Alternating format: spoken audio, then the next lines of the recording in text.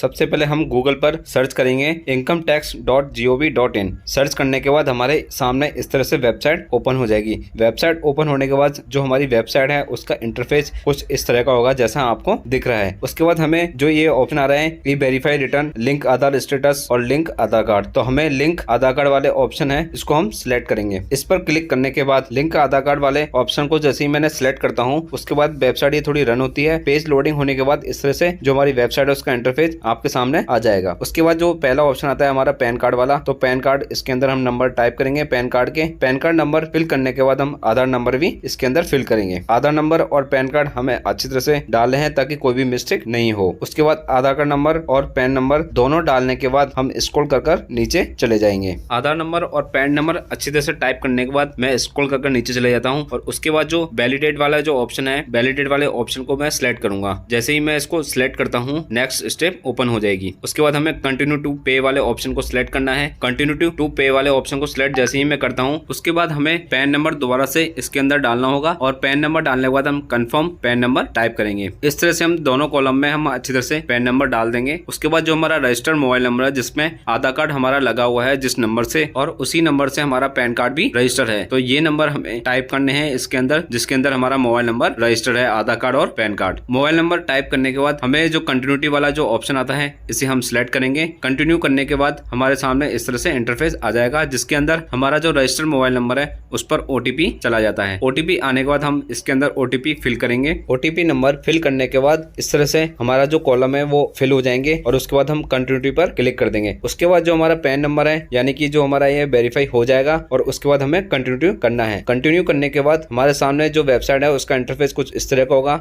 इसके बाद हमें इन तीन ऑप्शन में से हमें एक ऑप्शन सिलेक्ट करना है। जैसे कि इनकम टैक्स वाला मैं ऑप्शन है इसको प्रोसीड करता हूँ। प्रोसीड करने के बाद हमारे सामने जो नेक्स्ट स्टेप है वो ओपन हो जाएगी। उसके बाद असिस्टमेंट ईयर को हम सिलेक्ट करेंगे जैसे कि 2023-24। उसके बाद हम टाइप और पेमेंट में इसमें हम सिलेक्ट करेंगे अदर रिसिप्ट। इसको सिलेक्ट करने के बाद हम कंटिन्यू पर क्लिक करेंगे। कंटिन्यू पर मैं जैसे ही क्लिक करता हूँ उसके बाद इसका जो पेमेंट है इसके अंदर दे रखा है ABC लगा कर जो भी है 1000। उसके बाद कंटिन्यू पर क्लिक करेंगे। कंटिन्यू पर क्लिक करने के बाद जो हमारा फॉर्म है वो इस तरह का ओपन हो जाएगा। हमें क्या है कि पेमेंट मेथड हमें सिलेक्ट करना होगा। अगर नेट बैंकिंग है तो नेट बैंकिंग, अगर हमारे पास अदर कोई UPI सिस्टम है तो उसको सिलेक्ट करना है। जैसे कि मैंने अदर बैंक सिलेक्ट किया है। अदर बैंक सिलेक्ट करने के बाद हम इसके अंदर हमारी बैंक को सिलेक्ट कर लेंगे। बैंक को सिलेक्ट करने के बाद अगर हमारी बैंक की नेट बैंकिंग है तो नेट बैंकिंग सिलेक्ट करेंगे या फिर कोई भी अदर इसमें सिलेक्ट कर सकते हैं। जैसे कि डेबिट कार्ड है, पे बैंक है, उसके बाद पेमेंट गेट पे है, तो हम कोई सा भी हमारे अकॉर्डिंग सिलेक्ट कर सकते हैं। उसके बाद हमें जो ऑप्शन आता है हम उसको सिलेक्ट कर लेंगे जैसे कि कंटिन्यू, और कंटिन्यू पर क्लिक करने के बाद इस तरह से जो पेमेंट फीस है इसके अंदर दे रखी है। उसके बाद पे नाउ पर क्लिक कर दूंगा। पे नाउ पर जैसे ही मैं क्लिक करता हूं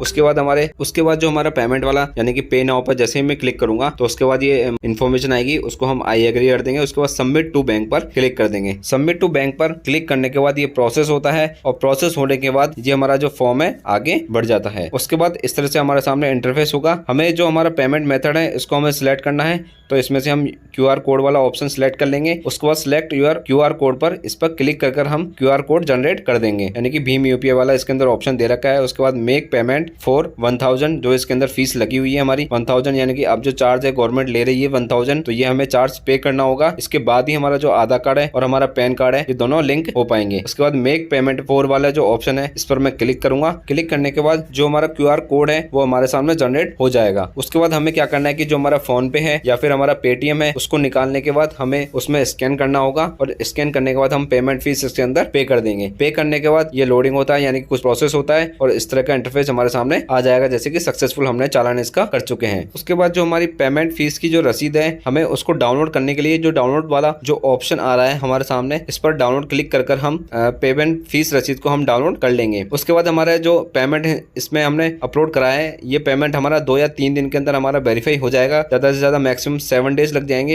इस तरह से जो हमारा आधार कार्ड और पैन कार्ड है वो दोनों लिंक हो जाएंगे। और भी नई अपडेट के लिए हमारे चैनल को सब्सक्राइब करें।